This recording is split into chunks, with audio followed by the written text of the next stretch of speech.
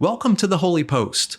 We all hear stories of people walking away from the faith because of cultural challenges and hypocrisy in the church. And that's what makes Dave Gibbons' new memoir, The Shape of My Eyes, so powerful. He joins me today to talk about growing up within American fundamentalism as a mixed-race kid and how he encountered God despite deep family trauma and church dysfunction. Also this week, Mike Erre joins us to talk about the ongoing fallout from Megan Basham's new book, David French's decision to endorse Kamala Harris, and the rise of the post-religious right. All of that, plus Cannibal Frog sermon illustrations. We've got some new episodes of the Skye Pod and Getting Schooled by Caitlin Chess for Holy Post Plus subscribers, and the Holy Post book club selection for this quarter is Disarming Leviathan. So go to holypost.com to find out how you can join the Holy Poster community for access to all of that, plus how to get tickets to one of our upcoming live events happening in cities all around the country this fall. All right, here is episode 630. Hey there, welcome back to the Holy Post Podcast. I'm Phil Vischer. I'm here with Skye Jitani. Hi, Skye. Hi, Phil. And I'm also here with... Good Lord. Erre. Good Lord. Yes. Erre, Mike. Hi, yes. Mike Erre. Hello, Phil. Hello, Skye. Hi. Hello. Hello, Internet. Have you been at any Bible conferences in the last couple of weeks, Mike Erre? Yes. Really? Yes, every morning with the Trinity. Absolutely. Oh, you have your own Bible conference, your own private Bible conference of one? No, I mean 4 or 2, depending on how you count it. Oh, yeah, sure. yeah. Okay, sure. Yeah. Okay. What about you, Skye? Have you been to any Bible conferences lately, Skye? I have. I've been at the Okoboji Bible Conference in Arnold's Park, Iowa, at Lake Okoboji. Remember I got invited to that? We tried to get Mike to come to one of those, and he said, heck no, I don't like Bible conferences. Let me tell you right now, the schools in Tennessee start the first Monday of August. It's ridiculous. Which is crazy. Yeah, we didn't ask you to bring your kids. We didn't say, well, we might have said you can bring your kids, but we didn't say you have to bring your kids. I didn't want to. I don't want to bring them. Not to a Bible conference. Yeah, but you could come. Okay. You need to come at some point. I know it was hard that year. Yeah. Listen, I'm waiting to be invited back. Okay. Well, I didn't know if you could because your kids start school now. The family's trained now. They know the priority this is. Because the year you were invited was the first year you moved to Nashville, and then It was hard to, so that made sense. But now that you're adjusted, you're acclimated to Nashville. I am native. Are all your kids now saying y'all unironically? Yes.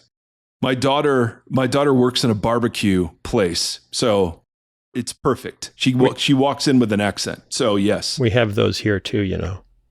Yeah, but do you? Do you? Chicago barbecue? Not really known. Really known. I go to Nashville? One that says Texas barbecue on it. It says Texas. Just because it's in Chicago doesn't mean it's not authentic barbecue, because it says Texas right on the sign. Really? So I can go to get Chicago pizza in Nashville and think it's the same thing? I don't think so, Phil. It doesn't work that way. It doesn't work backwards. It only works forwards. Okay. All right. Now, I need a mood check. What? Okay. I need a mood check. Wait. Before Skye. Mike, you're not in charge. Settle down, That's fella. True. Okay. Settle I'm down. Sorry. Take I'm a sorry, seat. Partner. Take a seat at the sorry. bar. We'll I just call wanted your to see number how you're doing. When your food is ready. It's time for the theme song.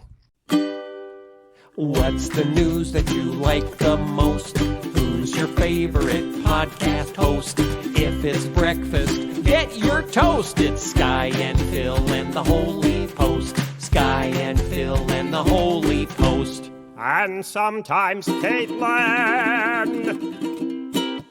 This episode of The Holy Post is sponsored by Hiya Health. Hey, do you have kids? Do you care about their health? Of course you do. Most kids' vitamins are basically candy in disguise, filled with 2 teaspoons of sugar, unhealthy chemicals, and other gummy junk kids really shouldn't be eating. That's why Hiya was created. The pediatrician-approved, super-powered, chewable vitamin for kids. 0 sugar, 0 gummy junk, yet they taste great and are perfect for picky eaters. Hiya fills in the most common gaps in modern children's diets to provide the full body nourishment our kids need with a yummy taste they love. And we've worked out a special deal with Hiya for their best-selling children's vitamin. Receive 50% off your first order. To claim this deal, you need to go to hiyahealth.com/holypost. This deal is not available on their regular website. Go to hiyahealth.com HEALTH.com/holypost, and get your kids the full body nourishment they need to grow into healthy adults.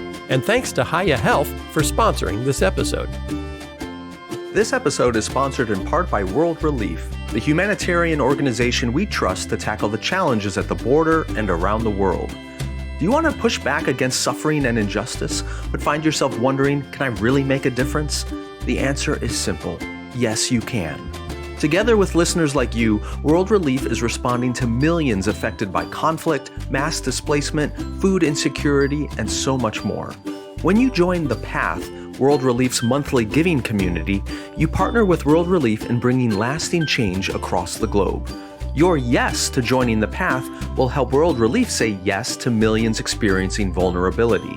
You can make a difference, and let's do it together. Learn more at worldrelief.org/holypost. Again, it's worldrelief.org/holypost.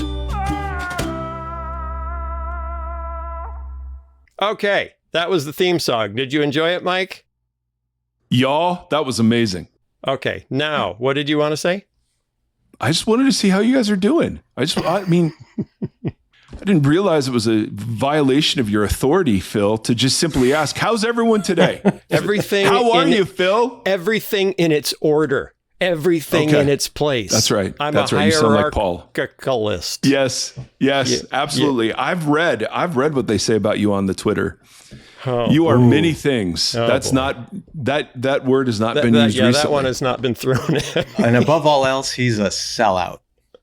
Above Yes, all Phil, else. congratulations, Thank man. you. I'm awash in Soros money. Awash in it. I bathe in it.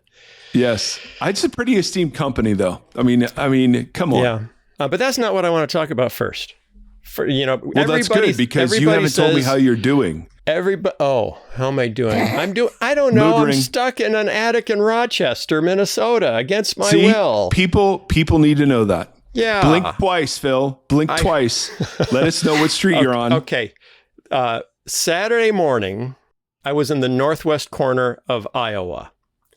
I then drove to Rochester, Minnesota, and was there by about 2 p.m. Nothing like touching the bases of great cultural cities. I dropped off my wife in Rochester. I had my granddaughter with me. We played at a park for an hour to let off some steam. Then she and I drove the 5 hours back to Chicago, where I dropped her off at home and then went to bed. Then I got up and I mowed the lawn, and I had to check the swimming pool because it gets all gooky when I go away. I didn't buy a swimming pool. It came with a house. I'm not a global elite. Soros, that's Soros pool. Yeah, it was Soros money. I'm soaking in it. And then I had to do some laundry, and then I had to get back in the car and drive back to Rochester, and I got back at about 9 o'clock last night. So that's... See, this is what I want to know. This is the context, Phil, because that means I'm going to be chill today and relaxed and not interrupt you all day. So you're one of the guys that you don't really want to watch the actual race or the main event. You want to see the up close and personal with the athlete and see how they grew up on the south side of Detroit and how and visit their friends from high school. And if you actually miss the race, you don't really care. Yeah, I would love to talk to your friends from high school, Phil. Conveniently, none of them are available. I've just wondered about that. None can be found. None can be located. They all died untimely, early deaths. How are you, Skye? I'm well. I was at Okoboji all week. I came back Friday night. I don't have as exciting a weekend to share as Phil does. I just, it's teenagers at home. My adult daughter's living at home, working now. Everyone's gearing up to go back to school soon. We had a bunch of teenagers in our basement last night, including apparently some boys that chronically TP my house. So, Chronically and TP. You're letting things grow on your face, Skye. Can we just get a comment for the on the record about what happened there? Yeah, I've let my beard grow a bit, and I've carved it into a Tony Stark-esque sort of shape. An aesthetically pleasing configuration, sort of it's a actually configuration. I looked this up. The shape is known as the Hollywoodian.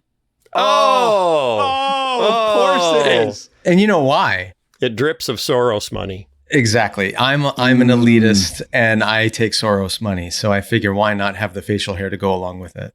Oh, I love it, man. I feel naked looking at the both of you. Okay. Okay, guys, Metaphorically. I got to pivot. It's time for me to pivot. It was nighttime on Kooragang Island, north of Sydney, Australia, when the high-pitched shrieking started. Is that a good start to a story? Yeah, it sounds like a B, what's it called? B-movie killer like slasher film. Yeah, like a Roger Corman film. It was nighttime on Kooragang Island, north of Sydney, Australia, when the high-pitched shrieking started.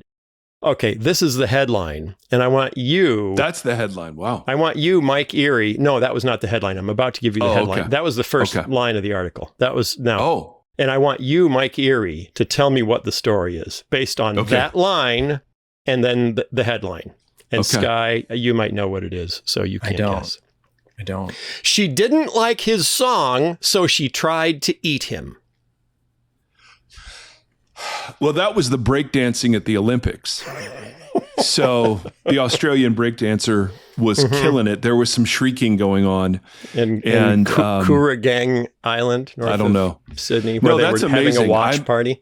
Yeah. Phil, I'm astounded. I'm astounded at your ability. Whatever algorithms that are plugged into you that bring this kind of thing to the surface, I have utterly no idea. Skye, do you have a clue what this is?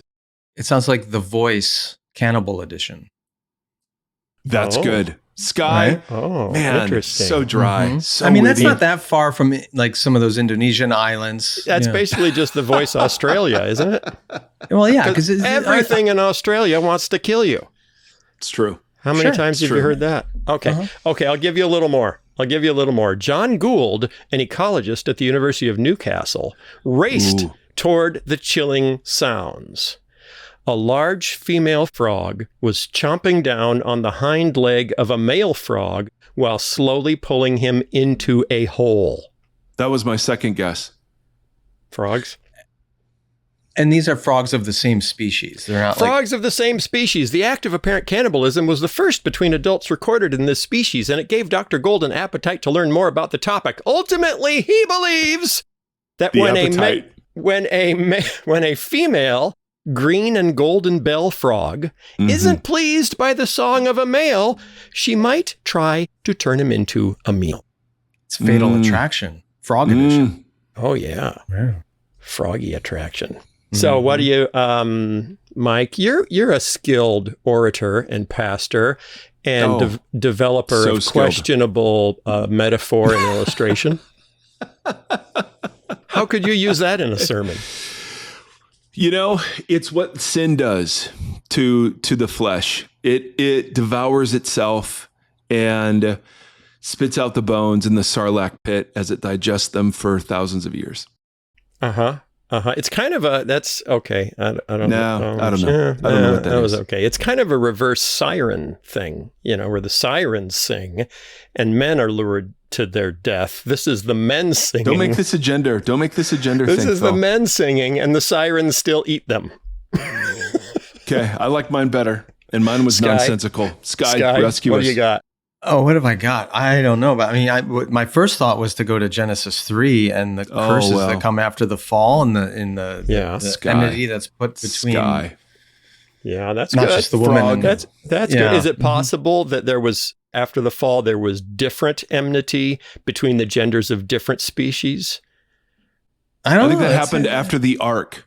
In this case, after the male 40 frog, days, you will after seek 40 her days love. on the ark. You will sing for her love, but she will eat you. Yes. Song of Solomon? Maybe. That sounds right. No, that's different. That's a whole nother thing. That book bugs me the way it's usually taught. But anyway. What? That is Skye, definitely... it's a dating manual about not courting. That's definitely not our topic. You know what that is. That is definitely not our topic for today. I just hate when people use that book for that. Like, the guy had 1,000 wives and concubines. Like, it's not about... It's about the nuclear family. Yeah. Mm-hmm. Okay. Anyway. Cannibal frogs. She didn't like the song, so she tried to eat him. I love it. It sounds like a metaphor for what... I'm sorry, that would be a great country song. It would be. It's also what happens at a lot of churches when the worship music ministry is not up to people's liking. They just eat. Oh, man. Oh, man. Come on now. Now we're getting somewhere. Now we're cooking with gas. Now we're getting Let's go. somewhere. All right, I'm pivoting from that. Cannibal Man, you frogs, are pivoting today. I don't like your song, I'm going to eat you, to Shepherds for Sale, Megan Basham's book. We need an update, a weekly update, because I'm in it, and it just keeps becoming a bigger and bigger story. But it's also kind of a case of cannibalism within the evangelical church, as pastor after pastor is being hung up for ridicule and attempted exposure as leftist tools of Satan. And I'm actually not exaggerating when I say that's what the book claims, because that's what the book claims. The book is now a New York Times bestseller. Fox News Sunday Morning interviewed the author and raved about the book. At least one member of Congress is promoting the book on social media. It's going nutty. Just this morning, J.D. Greear, former president of the Southern Baptist Convention, published like a 10-page rebuttal on his own. He's a megachurch pastor of a very large church and a former president of the SBC, on his own site, explaining all the inconsistencies, mischaracterizations, and false conclusions that the author had reached about him. And as all of this stuff piles up, we keep pointing out, well, that's not true. Well, that isn't accurate. Well, she's misquoting that person. Well, those statistics are actually wrong. Even that, in fact, another one came out that she quoted a former board member of the National Association of Evangelicals complaining about the reason she thought the NAE entered into a certain partnership, that it was to be more appealing to the world. And someone had to point out that that woman, the former board member, died 3 years before the NAE entered into that partnership.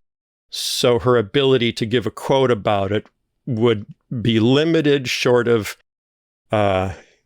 listening to spirits. What? Can I ask a question, Phil? I haven't obviously read it. Yeah. I have now. So I am no longer talking. I'm not as sold out as you, so I'm not named. You don't have a Soros pool. Yeah, I mean, I would love one. Yeah. Is all of the pushback on this making it a bestseller? I mean, I don't know who this is, and who cares what she thinks about certain shepherds? I mean, there are loads of people out there. Why is it a bestseller? Is that what you're asking? Well, that and why is it worthy of the attention? Is she a significant figure in because she's a Daily Wire reporter. So it's being promoted by the Daily Wire. So she's been on with Ben Shapiro talking about it. Everyone within the Daily Wire ecosystem, which has millions of followers, is hearing about how leftist the evangelical church has become and how compromised most of its leaders are. And they are accepting that narrative uncritically, to say the least, and then promoting it. Yeah. So why am I talking about it? Because she's slandering, although it's in print, so it's libel. She's libeling groups like World Relief, groups like the National Association of Evangelicals. And these are groups that depend on donations from average evangelical Christians to support their work.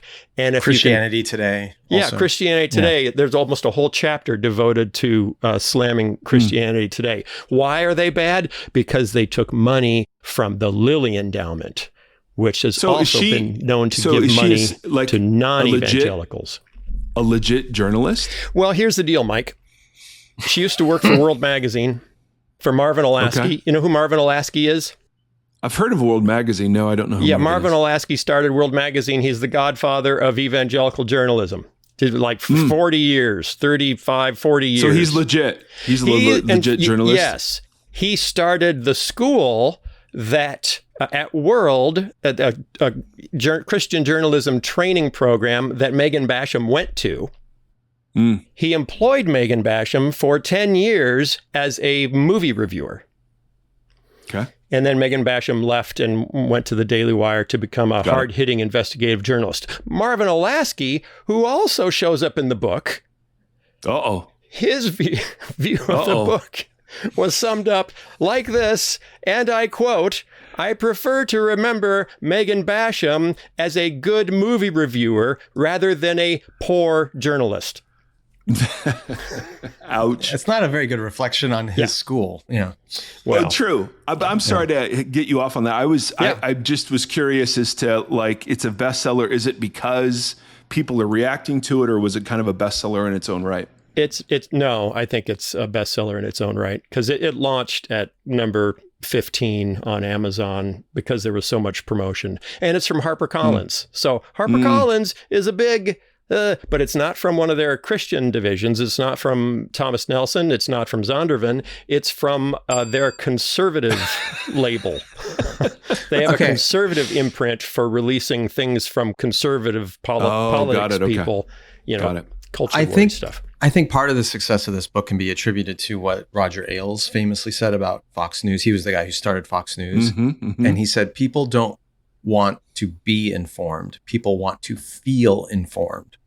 And I think there are people who appreciate that this book validates their feeling that some pastors are not in lockstep with the MAGA Trump conservative world. Is that her perspective? Yes. From that world? And they want to believe that the reason they're not in lockstep with that world is because they've been negatively compromised by money and prestige from the left. And behind all of that are demonic forces.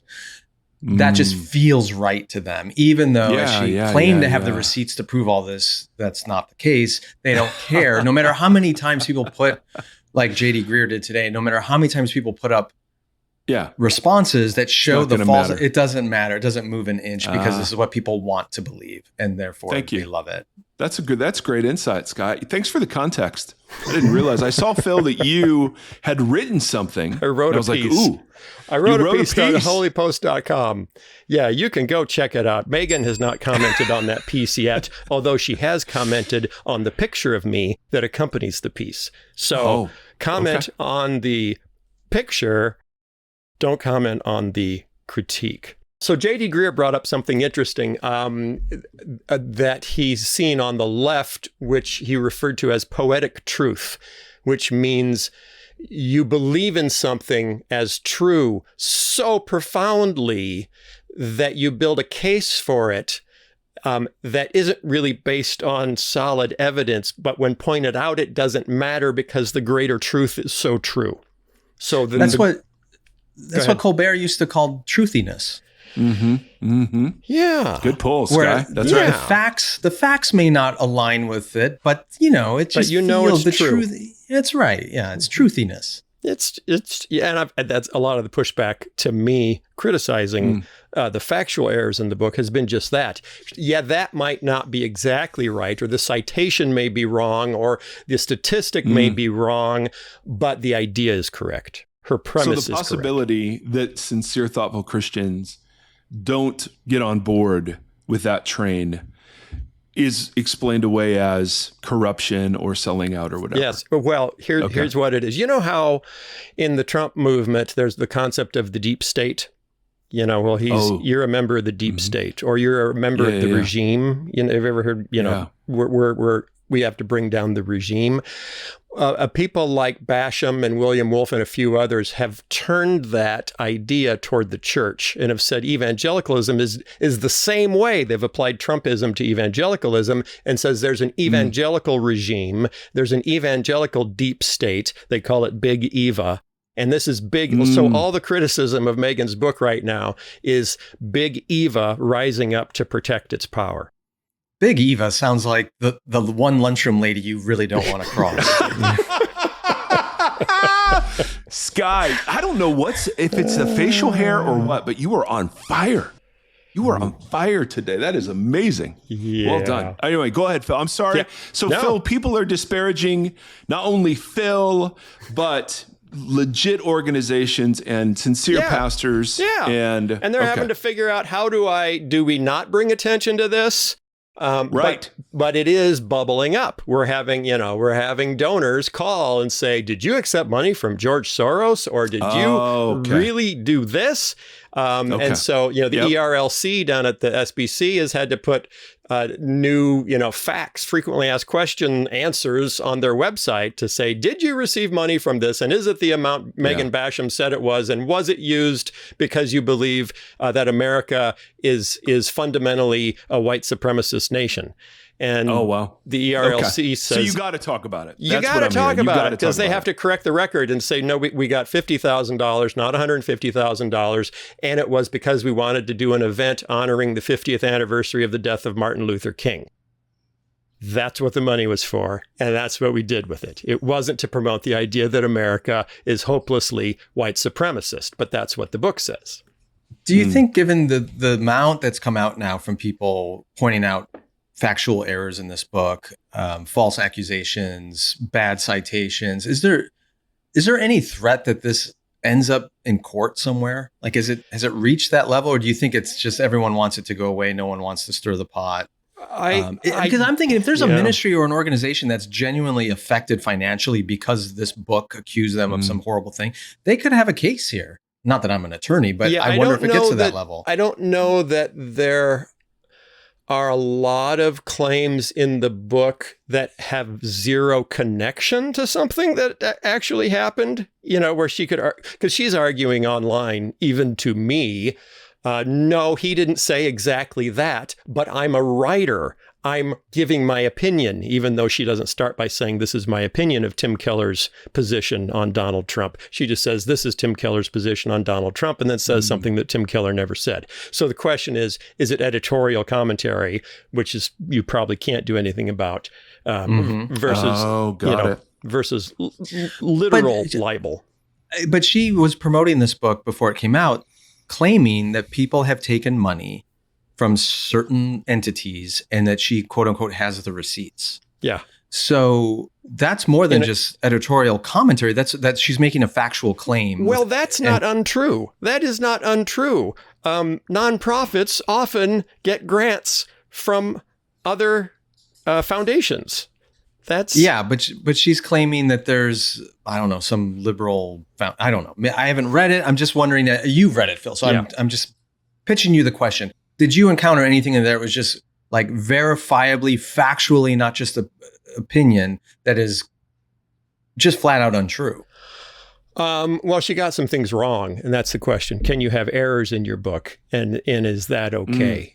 She claimed that Facebook gave the ERLC at the SBC $90,000, and that she has verified that all of the money given to the ERLC was to promote a point of view that was less conservative than most Southern Baptists. And for example, someone had to correct it. Janet Metford, who's a conservative journalist, had to correct online by doing the actual research. The donation from Facebook was a undirected grant. It had zero strings attached. It wasn't for a specific purpose. They could use it however they wanted. So right there, when she says, I've looked into this thoroughly, and I can tell you for certain that all of these donations had a specific point of view that they were supposed to be used for, she didn't look into it thoroughly. She gets numbers wrong. She gets lots of details wrong. At what point does that cross into slander? Even though it's opinion, that's my question. We should get my brother on the phone. I really should. We need an attorney. We should get my brother on the phone. Anyway, that's the update. That'll be interesting to follow because now that Fox News is pushing the book, it's not going to get quieter. The NAE is going to get even more calls from people saying, why am I giving you money if you take money from leftists? And it's just the thing that bugs me the most is this overall assumption that any position held by Democrats is evil and any position held by Republicans is good and godly, so that if this pastor said he believes climate change is a serious problem and we need to do something to address it and I've had people tell me this on Twitter in the last 48 hours, because that's the position that leftists hold, that means he's evil for holding that position. Yeah, I mean, your summary was super helpful that you published at holypost.com. Yeah, but Mike didn't even read it. Mike didn't read it. I saw it, but the picture was amazing. Mike didn't read it. Megan says the picture is stupid. There's really, maybe with the exception of one thing, and this is debatable too, but there's nothing in there that is a heretical position that is contrary to the gospel. They're all positions that are contrary to conservative politics. Yeah, there are 8 chapters covering different issues. Each chapter is an issue, and one of the chapters is about LGBT issues, which I say in the piece is the only one where you could genuinely say this pastor has changed his position on something that has theological implications or questions to it. Right. But changing your view on climate change or changing your view, I don't know what some of the other ones were, on the history of America's relationship with race, something like those are not, or promoting the vaccine in the COVID era exactly. is another leftist thing that some Christians did. But there must be shamed for. That's shamed for. Very different than changing your position on the Trinity or the resurrection or the authority of Scripture or the deity of Jesus or pick your doctrine. But none of them I don't get it. The most amazing part of the book, which I've had fans of the book actually be surprised when I point out that it's in there, is her conclusion after going through, this group would like to see conservative Christians care more about the environment. And this group would like to see conservative Christians support immigration reform. And this group would like to see conservative Christians support gun control. After all of that, she says, I don't have the quote right in front of me. He said, "Oh, no, I do have it right in front of me. There it is. I clicked on the right page randomly."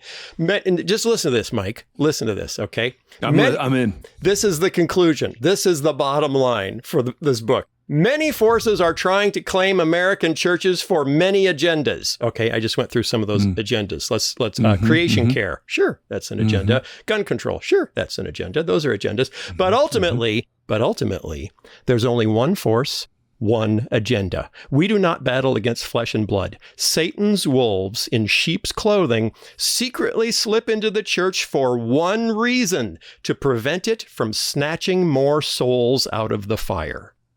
There it is. Boom. I know. Why are you promoting carbon credits? Because you want to see more people in hell. But the inverse would be if you support her views on gun control, immigration, carbon credits, whatever it is. Those are all the biblical views. All her views are the biblical views. But if you hold them, then you're not going to hell? No. Like that's the means of salvation? No. If you get the church to adopt them, you're not sending people to hell. Because having the right political views about 21st century issues is what gets you into heaven. And this is the connection. Or is she saying they're distractions from the gospel? A little bit of that, but standing up for abortion or standing up against transgender rights or standing up for, against, in fact, she praises Christians for standing up against the climate change movement.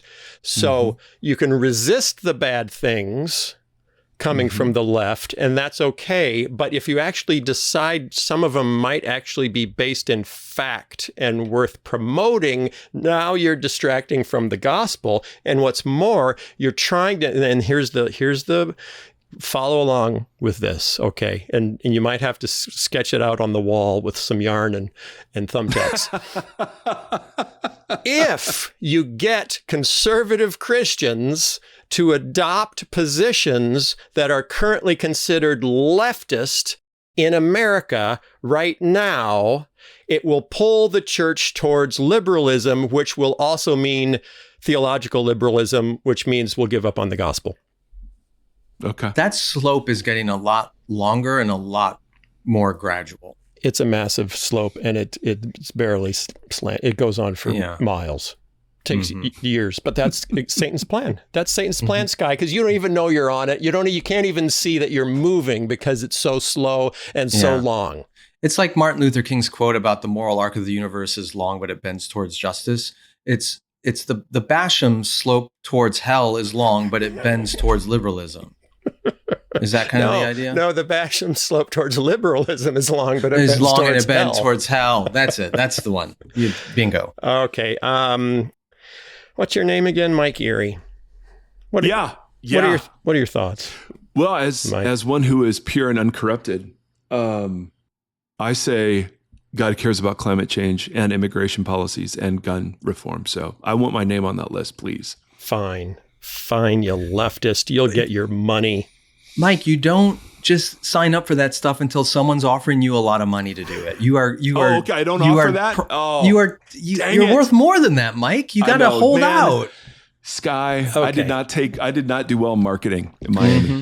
David French really raised some eyebrows this week when he wrote a piece in the New York Times saying, to save conservatism from itself, I am voting for Harris.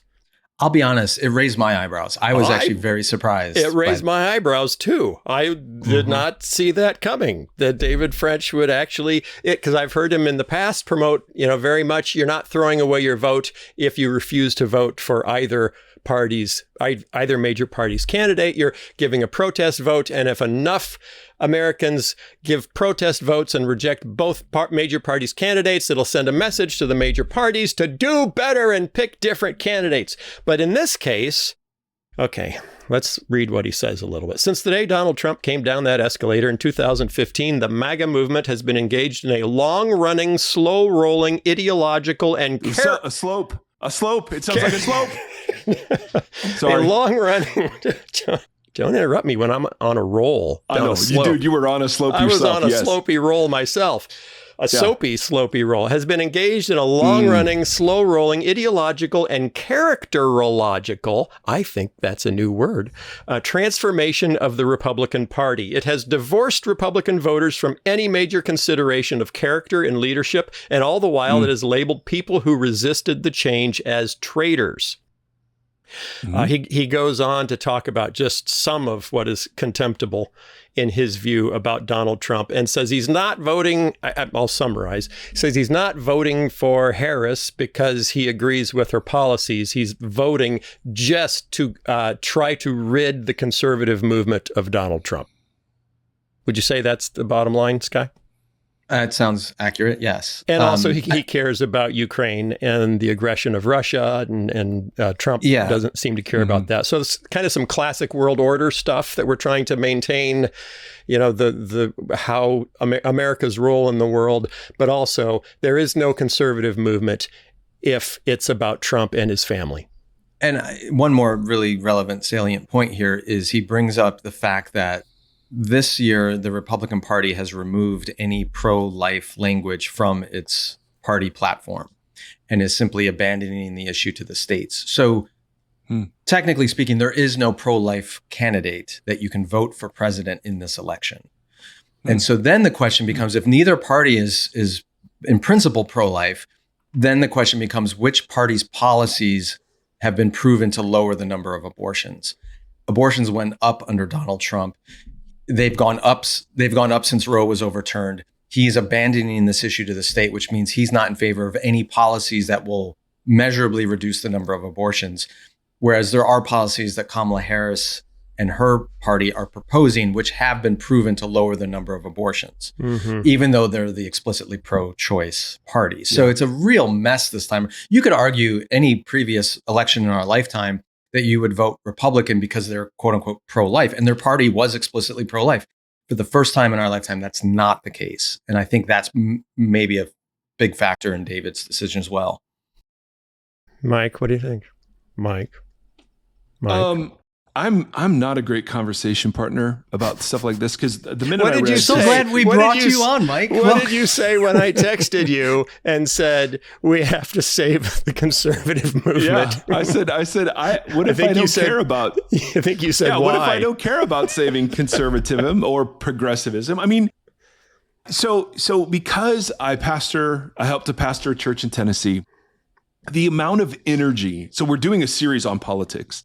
The amount of energy and distraction and loss of focus and malice and vitriol and the whole thing. I mean, I don't know. I just kind of go, okay, great. So here's a guy saying who he's going to vote for. I'm just sort of sitting there going, okay. Okay. That doesn't help I'm not interested. And Skye, I appreciate the why are you having me on? I ask that every time you invite me. But I was thinking about this going, I just can't seem to really care. I don't care about the isms right now. I care more about the church being the church. And the most political thing the church can do is actually embody the change it wants to see in the world. And so I'm like, okay, great. He can vote for whoever he wants to vote for. I don't have any interest in saving any of the isms at this point. Okay. Tell me why that's bad, gentlemen. I don't think that's bad at all. I do think you are more Anabaptist than I am. And there's no doubt. That's you Megan comes Basham's new book, Mike Erre, Revealed, an Anabaptist. I'm an Anabasham, evidently. Wow. Yes, I think I am, Skye. And I didn't start there. I started like you in the conservative sort of Reinhold Niebuhr sort of mode of the different ways that Christ and culture should relate. But man, I'm sitting here reading the New Testament, and I know this is so controversial. Reading David Fitch. Dude, Fitch. I mean, that was a good book. But I'm reading the New Testament, and I just don't see a ton of emphasis on the church changing the world. I see a ton of emphasis on the church being the church and creating a counter narrative. It's like Stanley Hauerwas said, when the church is the church, the world knows it's the world. And at this point, there's no discernible difference. So the dilemma then, I agree, you don't see that in the pages of the New Testament because, of course, the church was very small and it was, under That's why we go to Calvin to learn how to relate to the world. No. Well, but I think the dilemma, I think the Anabaptist dilemma is when the church is a very small, powerless minority, culturally powerless minority, it makes a ton of sense. The dilemma is what happens when the church wins, meaning what happens when a majority of people in a culture agree with the church and be like, okay, yeah, you're right. This is better. This is how we should live. This is the right way to follow Jesus. What happens when that actually works and suddenly people are saying, hey, Christians, why don't you run the government? Or hey, Christians, why don't you deal with public education? Or hey, Christians, why don't you deal with the military? That's the question. What happens I know, then? and what a great problem that would be. Right. Well, I think it's a problem a lot of the Western world has faced for the last 1,500 years. And so I think there have been bad answers to that question, like Christendom and creating the Holy Roman Empire and all these other kinds of things. And I think there are better answers to that question. But what you can't do is say, I don't like that question, so I'm not going to answer it. No, it's Mike, not that. You can't do that, Mike. Stop it. First of all, I can do whatever I want. No, you because can't. I am a sovereign individual and a libertarian agent. Not according to Calvin. Secondly, no, Skye, I love discussing this with you because so I'm thrilled that we live in a version of the kingdom of the world that asks our opinion and that allows us a say in how the power of the sword is wielded. Absolutely. I'm delighted by that. And I wouldn't choose otherwise. At the same time, however, I can't get my head around the energy that's given to saving conservatism, let's say, or progressivism or whatever, as an object of the church's focus. And I just, no matter what theological take or theological stance you take on how the church should relate to culture, I just don't. That is so not the focus of the New Testament. And I don't think the New Testament ever opens up a possibility where the exercise, and this is where we ended last time, the exercise of power over is something the church should ever consider as the church. Right. Well, I think that last phrase is really important, as the church. I think it's different when it's as a Christian or as a believer, because that's different. I'm not saying when Constantine becomes a Christian, he's got some questions. Yes. And so Augustine is going to try to answer them as best he can. Right. And that's not but there isn't one example of the church grabbing the sword and remaining the church. Just never. Yeah. So that's the difference between the church and believers. Totally. Right? So that's the dilemma, is when you gather a group of believers and they're like, hey, I live in a democratic republic where I have a vote and a say and taxes and participation and vocation, and I have all these things, and I don't know what is God calling me to do in this moment with this authority I've been granted. That's a discipleship question. Absolutely, it is a discipleship question. I'm saying that one of the ways to disciple people is to broaden the view of how the Bible would understand politics far beyond my partisan opinions on how the sword is wielded, but to think. I mean, literally, and I know this is the simplest, dumbest thing in the history of the world, but to take all of that energy and create actually alternative communities that embody the difference before we go announcing and imposing the morality we think everyone else should carry. I mean, that to me is the most political thing the church can do. So if you're going to be pro-life, I don't care if the Republicans are pro-life or not, to be honest, right? The church should be pro-life. And the church should be pro-life, not just in its political stances, but in the reality of the kind of community that it creates. And it's there that I wish... There's a whole chapter in Megan's book about what you just said. of people trying to expand the definition of pro-life to be, I'm pro-life cradle to grave, and I believe the environment is a pro-life issue. Oh, yes. Wow. Yeah. Because you know why you're doing that, Mike? You know why you're doing that? Because you've been paid money to soften the definition of pro-life so that we lose. I know Mike is taking that big Anabaptist money. That's what he's doing. Oh yeah. No one throws around money like an Anabaptist. No, I know. It's just I read that David French article and I thought I'm actually sympathetic to his reasoning. I just go, why do I want to save? Why do I care about saving conservatism? Because what fills a vacuum of healthy conservatism might be worse than what we have? Yeah. Okay, last thing I want to say. Ross Douthat, New York Times. Douthat. Give me a bell. Yeah. Give me the bell. New York Times columnist, New York Times columnist in 2017 tweeted this: "If you dislike the religious right, wait till you meet the post-religious right." Right. And people kind of moved on and didn't think about it again. And Ryan Burge, just our friend, the statistician, just brought it up because he's looking at statistics that says the number of Protestants in the Republican Party had dropped significantly with new generations of Republicans, and they're now under 40% well under 40% of Republicans age 35 and under consider themselves Protestant Christians. So, and now we have Trump spinning the Republican Party platform and taking out the explicitly Christian stuff. So my question is, and if you want to see what the post-religious right looks like, I'd say the march in Charlottesville is a pretty good place to start. And that, militant, masculine, anti-immigrant, anti-feminist, anti-half of America. So I'm wondering if Trump is actually ushering in the post-religious right, and if he used the religious right to catapult himself into power so that he could then, maybe he's not this smart, but I don't know, some people say he is, so that then he could say, I don't care about you guys. I don't care about abortion. I don't care about the gay stuff. I don't care about transgender stuff. But thank you. Thank you. But see, I don't get how that's worse than all of that baptized in Jesus language. No. I don't think that's what I don't think it's worse for the church. I think it might be worse for Americans. And I don't think that's what David French is saying he wants to save. I think when he talks about conservatism, he's talking about, freedom of speech, freedom of opportunity, smaller government, that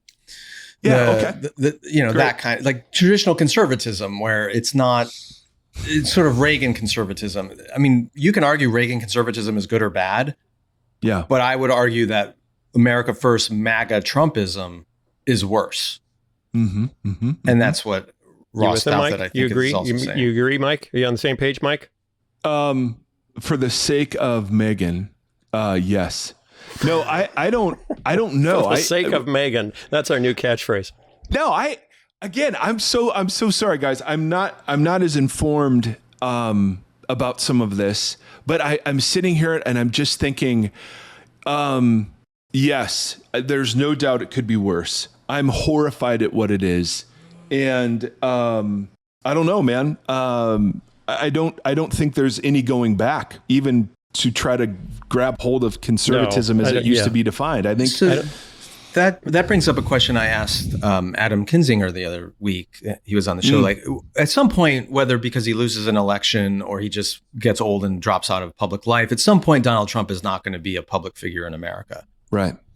When that happens, do you think we continue down this gradual slope we've been talking about, or does his party kind of come back towards sensibility and jettison some of the more extreme craziness that it's been known for in the last couple of years?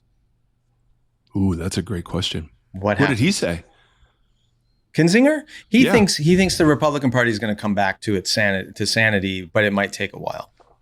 But he's also an interested party because he would probably like to have a future in that more sane Republican Party. In that bus. Or Mike, you're saying we're not coming back. It's just going this is it. This is I mean, what was the article we read together? Like there's just nothing but cults out there now. It's just we're all just increasingly fragmented tribes. I don't think there's any global going back in any significant sort of movement that would somehow speak to the majority of Americans. I think it's I think that ship has sailed, quite honestly.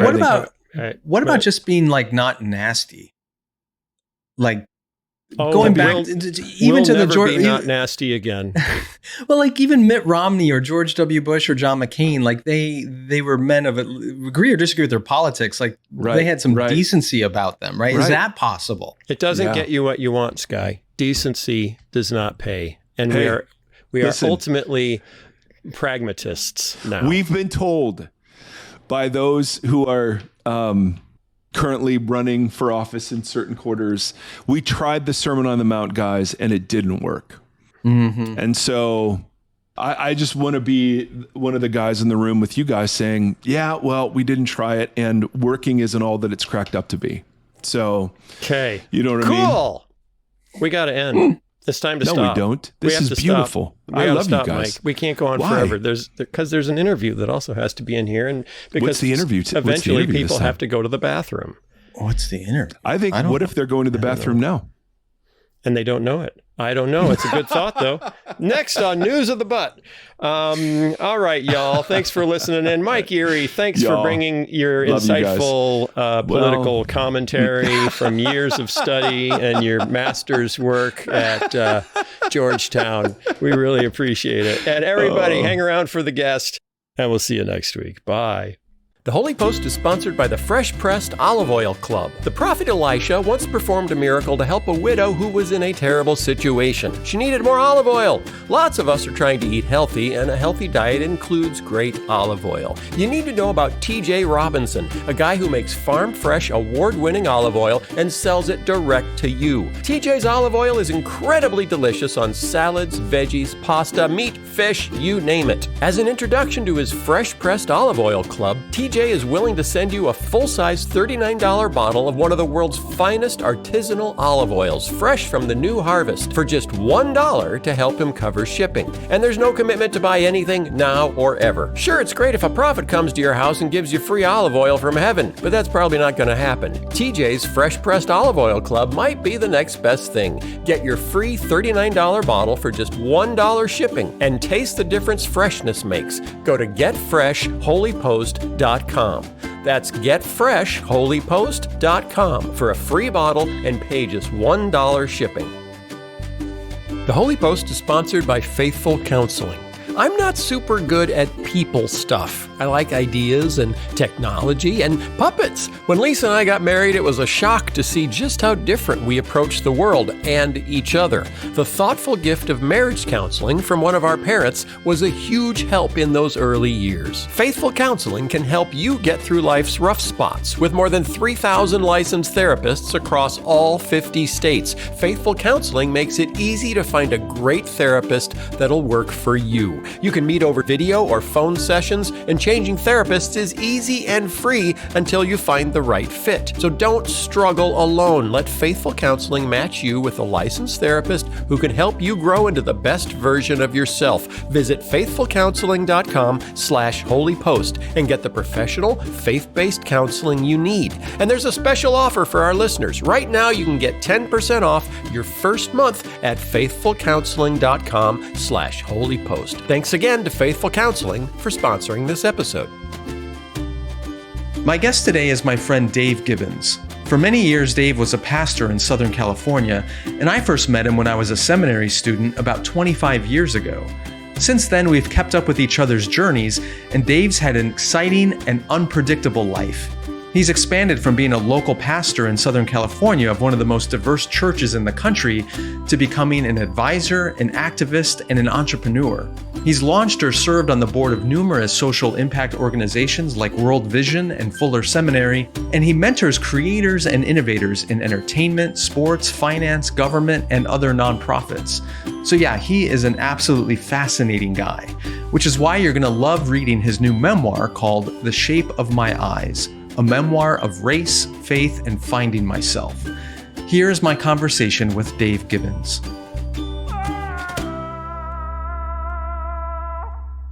Dave Gibbons, welcome back to the Holy Post. It is great to be with you, my friend and my brother. You too. We've known each other for a long time. We've talked a lot about different things. We frequently have talked about what it's like being a third culture kid from a mixed race home, growing up in the 70s and 80s, all that stuff. But you've now written an entire memoir about that, The Shape of My Eyes, a memoir on race, faith, and finding myself. I got to read this months ago and endorse it and loved it. But let me ask you just the obvious question. Why take all those bits about your childhood and growing up the way you did and make a memoir? And why write it now? What motivated you to put all this down today? Well, I think first of all, I need to process my own life because I didn't revisit any of these narratives really deeply. You know how when you're on the speaker circuit, you just tell the same story over and over again. But a memoir, you're forced to get it back into the skin of all the participants in that scene and relook at these moments and describe it. And doing that was deeply healing. I didn't expect it. And also it helped me to see the humanity of different people. And so, yeah, I felt I need to kind of process some of my past and do some work in that area. And then secondly, I thought it could be helpful for healing with a lot of our brothers and sisters from the different colored communities, within BIPOC. I felt that I haven't heard too many Asian men sharing their immigrant journey with their family. You've seen a lot to me, and it's great. We have some really good memoirs like Crying in H Mart, where, she talks about her journey, but I haven't heard much from men. And I thought this would maybe encourage guys to kind of share a little bit more about what's going on in their own heart.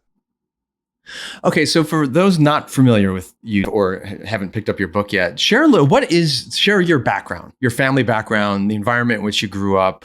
And I mean, obviously you're an Asian man, you've already mentioned that, but what was unique about your family and the dynamics you had to navigate as a kid?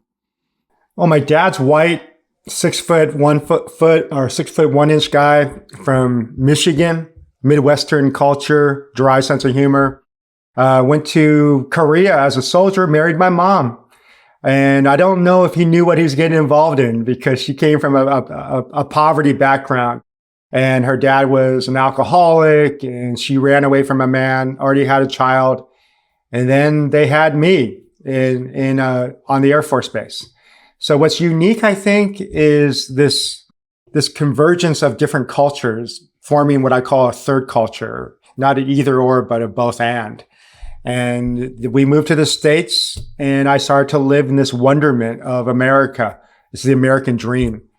And then through that, it wasn't until fourth grade, I started, realizing that people were seeing the world very differently than me.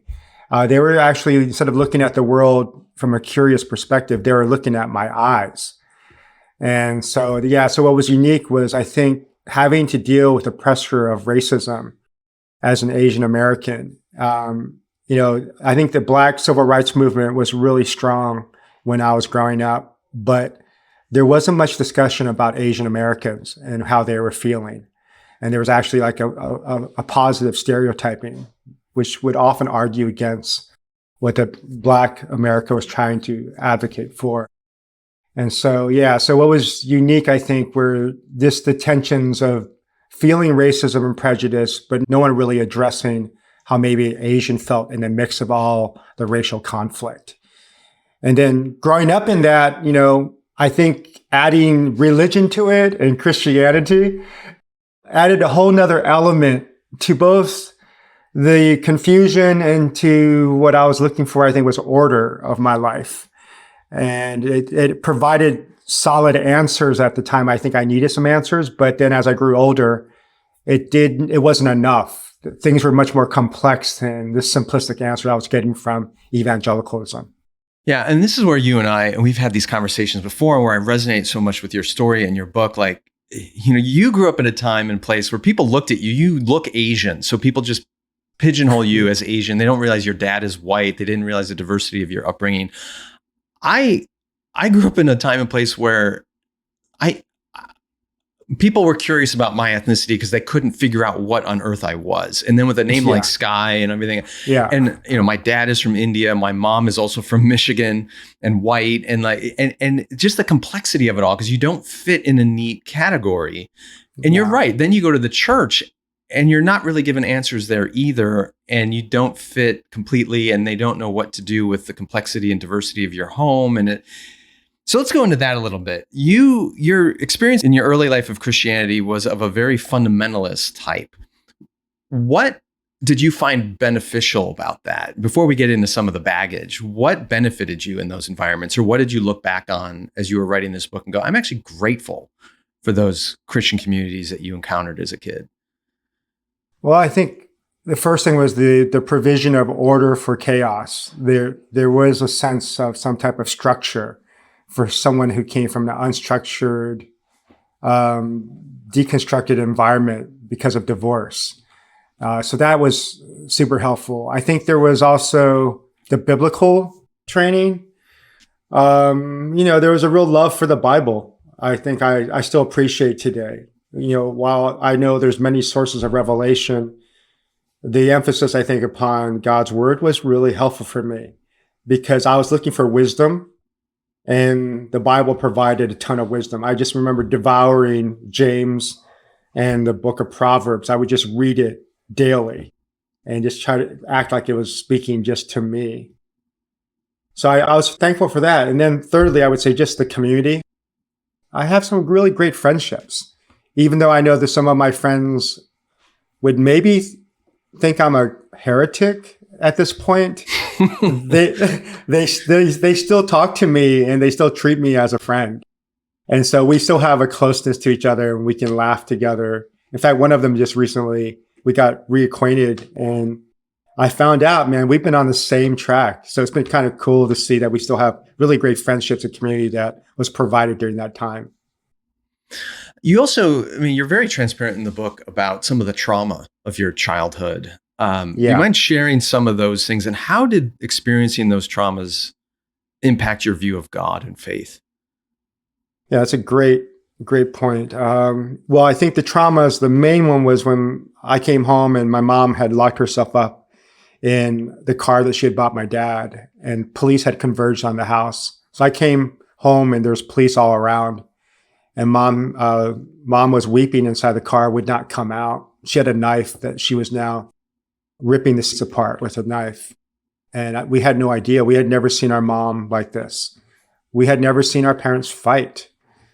My dad came, he had a cigarette in hand. I still remember vividly, a lawyer is next to him. We said, "What's this?" And my mom finally got out of the car. When she saw my pastor, she wilted in his arms. And I said, "Hey, Mom, what's going on?" And she said, your dad had an affair. And it just wrecked me. It's something that was so foreign to me. You were a high school student, if I recall? How old were you? Yeah, I was like 15, 16. Yeah. But I think psychiatrists say and therapists that, this is like, it's a traumatic event. It's like a PTSD thing for kids. And it certainly was for me, especially that type of context. And so that was the key thing. The second thing was from that, my dad had said he did not have an affair. Because I went right up to him and said, "Hey, mom said you had an affair." He said, "She doesn't know what she's talking about. It's not true." Months later, I believed him. I was washing his car, and then I was cleaning under his mat. He had asked me to clean his car, and then under his mat was a card, and I just pulled it out, just looking at it, and it said, "Da da da da, Gary, love, Carolyn," and my mom's name is Debbie, and I remember just being wrecked. I was this big football player, 210 pounds. I put the card back in the envelope, finished washing the car. And I remember just going back into my room and just weeping like a baby. And then saying, I can't believe my own father would lie to me. So I think all these things, they messed me up, where my whole ordered world filled with wonder just would just start to vanish. I felt like I was suddenly under this dark cloud, the storm that would not go away emotionally. And I would say that way. Now, what did I learn from it? Well, I remember asking God why for years. And it's almost like he said, you remember you prayed that prayer? Like, hey, I want to make a difference with my life, God. And I felt God say, that's the type of prayer I say, oh no, you prayed that prayer. And that prayer is like the Jesus thing where he said, when the disciples asked him, hey, can we sit on your right and left? And Jesus says, you don't know what you're asking for. You don't know the cup of suffering. And I think that's what it was all about. I think he knew my desire, to connect to the world. And it's not to, affirm the evil that was done or what happened to my parents.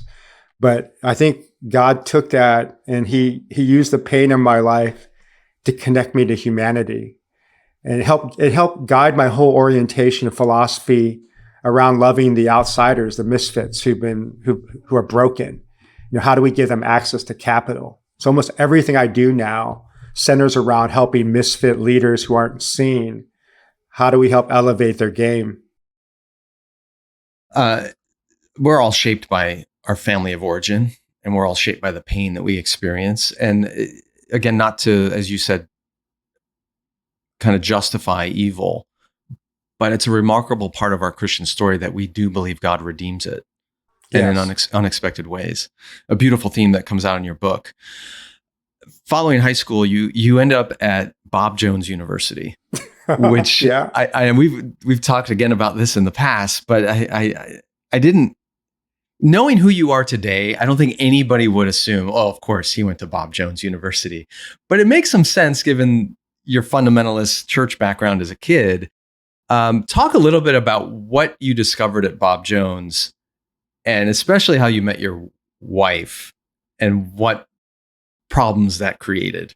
Oh, okay. Well, what I discovered was it was like Narnia in the beginning. It's like this Christian Truman Show thing where lots of women and men, a lot of hormones were flying off the charts, because this was the biggest Christian university in America at the time. People have to realize there's no bigger place. So this was like the epic place for young people to be that were Christians. But coming upon that campus, after you get past all that, I think the shock was when I was brought into the dean of men's office and they said, hey, you can't date interracially anymore, a white person. And that was like shocking. And so I think what that moment did for me was, it was like the same thing that happened when I was shocked about my mom and dad's affair. The institution of marriage and family was kind of vaporized. And suddenly I had to re-examine again my whole framework around Christianity. I had heard of this rule and had known about the rule, but it didn't disturb me. And that's the sad thing about it. I wasn't disturbed because it didn't affect me. And so first of all, what year did you enter Bob Jones? It was 1980, man. Okay. And then when you heard that they had a no interracial dating rule, why did you think that you didn't care or it didn't apply to you? Well, because my dad's white, mom's Korean. And so that's number one. So you thought you had access to both Korean, Asians, and Anglo girls? Yeah, man. perhaps? It's just, yeah, dude. It's like, come on. And I heard other people had done this before. There was a famous guy named Billy Kim who went to Bob Jones and graduated in 1956. Billy Kim was the translator for Billy Graham's biggest crusade in the world in Korea. Like 1 million people showed up. And so he married a white girl, man. And he was like brought back to the university, was hailed as a great Christian leader. So what the heck happened then? Like, what happened to, like, why do Asians now have to stop dating or can't date white? And then I look back, and this is later after I graduated from college, because I'm curious, and I go, oh, Brown versus the Board of Education came out, was it 1958, I think? 54. Or something like that? 54? Yeah. And then, so segregation was addressed, but Bob Jones did not allow a black person on campus till 1971. And then 1971 through 75, it was only a black couple. So that tells you they didn't want their black singles to intermarry. Yeah, so you didn't need to have a non-interracial dating policy when you didn't have any African Americans on campus. Exactly. And once you have to let African Americans enroll in order to stay in the good graces of the government, then you need to put a rule in, no interracial dating. And then they extended that to not just African Americans, but any person of color. It's so bizarre. Okay. And then they try to prove it biblically, which is even worse. Right. And it's like, what are you guys talking about?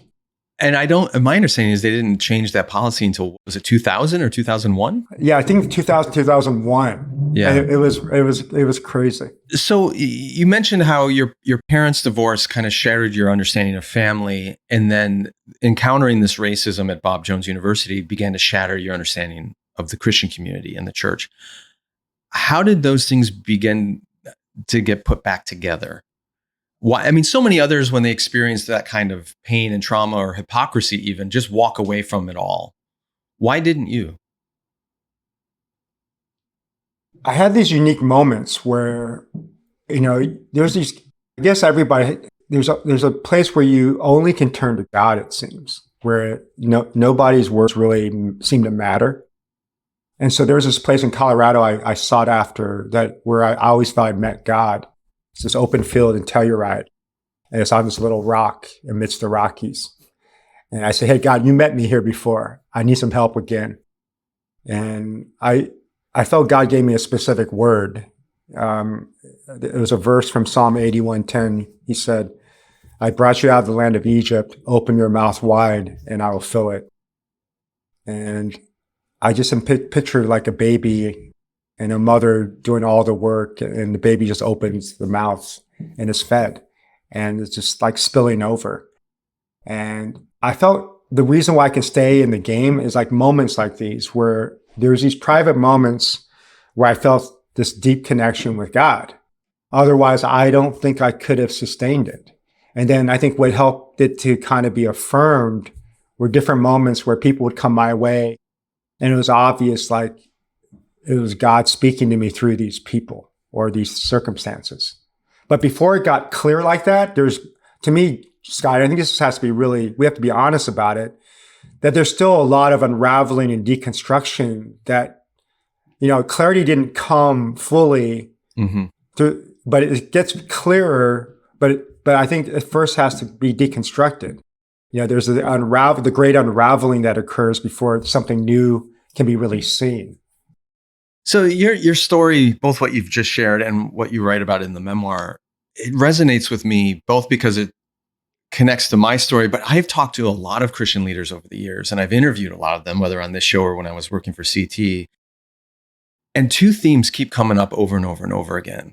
One is the theme of pain, trauma, loss in different forms, but a huge, huge factor. And then the other one, though, is even for those of us who don't come from like charismatic or Pentecostal church backgrounds, I keep encountering these stories of women and men who have these inexplicable encounters with the presence of God. And that keeps them going when they find themselves in really broken communities or in abusive situations or in hypocritical Christian environments. they somehow encounter God in a way that they can't explain. You call it miraculous, you can call it charismatic, whatever. Yeah. But that comes up again and again and again in your story, including in words of sort of prophetic words or premonitions or those experiences you had in Telluride of encountering God deeply. And as I encounter young people who are struggling with their faith or struggling with the church or deconstructing, I can't prescribe for them how to get that, but my prayer for them, whether I verbalize it or it's just internally, is, Lord, they need to encounter you in a way that they can't explain. Right. And it's remarkable how often that makes the difference. Oh, that's so good. I totally agree. You know, the scriptures talk about that, right? Unless the Holy Spirit works in you, or it's the Holy Spirit who works in you both to will and do of his good pleasure. And so really the catalyst has to be that initiation of the Spirit. But I think there's this desperateness that comes, or this desperation that comes from often suffering and pain that allows you to hear. I remember there's this one moment, man, I love to hear like your key moment, especially that was pivotal for you to feel intimacy with the Spirit. Because I think there's like sometimes an objective, oh yeah, I believe in God, you have my life, but there's maybe a point where it disconnects with your soul, where you go, you know what, okay, I'm all in on this because I just know that was God. For me, there was one key moment with the Spirit, because I think I dealt with Jesus, the Father, but didn't quite understand the Holy Spirit stuff because I was turned off by a lot of the charismatic hype I saw or abuses. But there was this moment where this charismatic guy came to our church and he asked people if they wanted healing prayer. And he goes, you mind if I do that? He asked me privately in front of 1,000 people. He didn't say it out loud because he felt something going on. And the whole service almost came forward, like 1,000 people in that service. And so he saw me the next day at a yogurt land accidentally. He goes, oh man, I've been praying for you. You got these gifts of the apostle and all this stuff.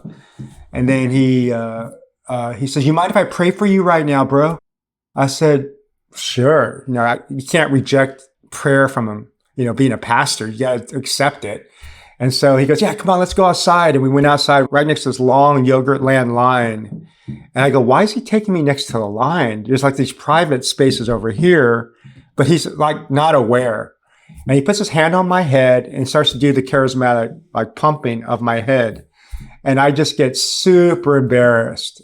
And so embarrassed that I say, I cannot believe he's doing this. I want to get out of here. But as soon as I'm there, not even hearing his words, I felt I heard a voice. I heard, oh, Dave, you care more about what people think than receiving my power.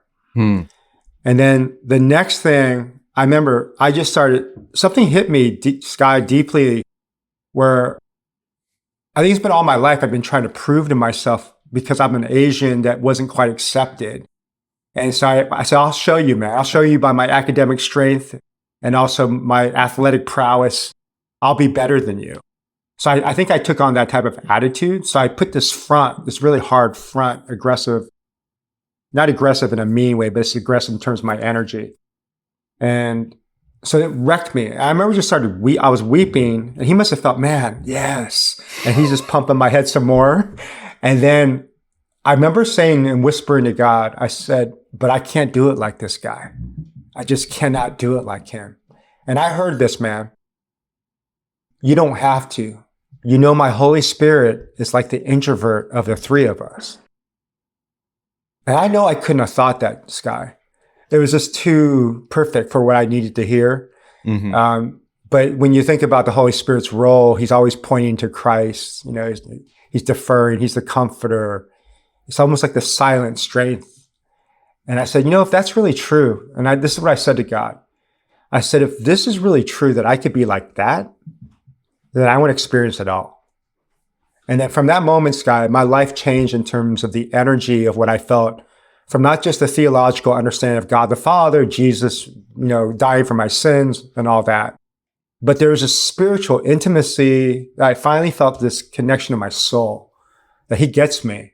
And if I can do it this way, which is kind of how I'm designed, man, I want to go for it. How about you? What was your thing, man? For me, I was 18. It was the summer between high school and college. And for the previous few years, I had been on a journey of really exploring what do I believe and why. Raised in the church, but my father, not a Christian. His whole family background is Hindu. My older brother at that point had kind of embraced an atheist viewpoint. And I was reading and discovering and exploring everything I could. But over those years, I found myself inexplicably drawn to the Gospels and really to the words of Christ and seeing something so I had this sense that I was moving in that direction. But the biggest hiccup I had or hang up, I should say, was the sense that if I really commit myself to this way of Jesus, my dad's not going to respect me because he just didn't adhere to that stuff. And that summer between high school and college, my dad came home one day, and he's a physician, a very good doctor, and he told me that he was diagnosed with cancer and that it was really serious. And my 18-year-old brain, the way I was thinking about this was, God's going to kill my dad to remove him from the equation because I know that God is after me. The day after he told me that, I went on a road trip with a bunch of friends to Nashville for something. And I didn't tell anybody what was going on with my dad. I didn't tell anybody what was going on in my own head or heart. And on that trip, to cut a long story short, on that trip, this African-American man came up to me and asked me what my name was. And it was just a weird question. And I don't know why, but I told him, and he said, I have a word from God for you. And again, I had no charismatic, Pentecostal, none of that stuff. And he proceeded to say some things, which I don't usually share publicly, but all that to say, he knew what was going on with my dad. He knew what was going on with my life. And he was basically affirming that, yeah, God is after you. And it hit me like a lightning bolt. And that experience convinced me that, all right, whether my dad lives or dies, I have no control. But I can't deny what just happened. And I have to go all the way God is calling me to go. That was the big turning point for me. And I went off to college that fall at a secular university. And, my life just changed dramatically. And I attribute a lot of who I am today to that moment. My dad is turning 80 this month. Like he's still alive. So, and we have a very good relationship, and he's been super supportive of things. So, but that was what I needed at that moment. And I can't explain why or how that happened, but it did. And it's that kind of stuff or your experience, next to Yogurtland, that you can't make that happen. And you can't put there's no ministry you can build that's going to create disciples of Jesus out of these kinds of inexplicable things. So good. I hear those kinds of stories all the time from people. That combined with trauma, with the pain, that makes you realize you're not in control and that you can't create the life that you think you want, because it gets stripped away over and over again. Before we wrap up though, Dave, as you think about your story and this book and the moment we're in, it's 2024, all the craziness going on in our society and the divisions and on. What message do you feel like God has given you for this moment as you mentor people, as you lead other Christians and engage so brilliantly with even non-believers? What's the message your story has for us right now? Well, I think first is to affirm the anxiety and the fear. I mean, we're on the verge, potentially, some say, of a civil war. I'm sure you heard the statistic that 12 million people are willing to resort to violence if their candidate is not elected. 4.4% of America. That's frightening. So I think just affirm and say, yeah, there's a lot to be anxious about, and your anxiety is real. Your fear is real. I don't think we need to ignore that. The threat of war, the threat of what's happening in Gaza, what's happening in Ukraine. I mean, it's scary. And then to still see, like, recently a Black woman being innocently shot by a police officer, when he enters into the kitchen, and she called the police to come help. It's frightening. But I would say it's kind of like we're in a situation of there's a book I think called, I'm not sure if you read it, The Fourth Turning. It talks the sociologists, they talk about how every 20 years there's a generational turn, and it's consistent within America. Like the first turn is around like institutional focus. It's a high view of institution. Then there becomes like a questioning, an awakening. Like, I'm not sure about this. So there's an honest perspective of an institution. The third phase goes into like cynicism about it and rising skepticism. And the fourth stage is like anarchy, total chaos and crisis. And I feel like we're in that stage, they believe too, of the fourth turning, where we're in a state of deconstruction crisis. Institutions are not trusted. Individualism is heralded and encouraged. We all have our own truth. But what this is a prelude to, I believe, what we're about to experience. And we are now, some of us are experiencing it. It's the era of the Renaissance. It's the era of the creative. So out of the destruction then emerges the new. So you have to see the opportunity you have. So I have a ton of hope. I have a ton of vision, I believe, but what this generation is about, because it's such a great spiritual generation. And so I'm excited about the opportunity we have going forward in America and around the world. We have so many doom and gloom voices in the church these days. So to hear somebody speak with optimism that what's around the corner is creative and beautiful and a renaissance, a rebirth, that's encouraging. And I believe that too. And I'm grateful to have leaders like you and voices like yours to help guide us there. Everyone, please pick up Dave's new book, The Shape of My Eyes. Whether you resonate with the multi-faith or interracial dynamics of his upbringing and mine, or the dynamics of deconstruction and hypocrisy of faith and finding God in unexpected ways, there's so much to resonate here with our current times, and can't recommend it enough. Dave, grateful for your friendship and your leadership, and thanks for being back with us. Same, man. Look forward to seeing you here in California soon. The Holy Post podcast is a production of Holy Post Media, produced by Mike Strelo, editing by Seth Gorvet. Help us create more thoughtful Christian media by subscribing to Holy Post Plus at holypost.com/plus. Also, be sure to leave a review on Apple Podcasts so more people can discover thoughtful Christian commentary, plus ukulele and occasional butt news. Visit holypost.com for show notes, news stories, Holy Post merchandise, and much, much more.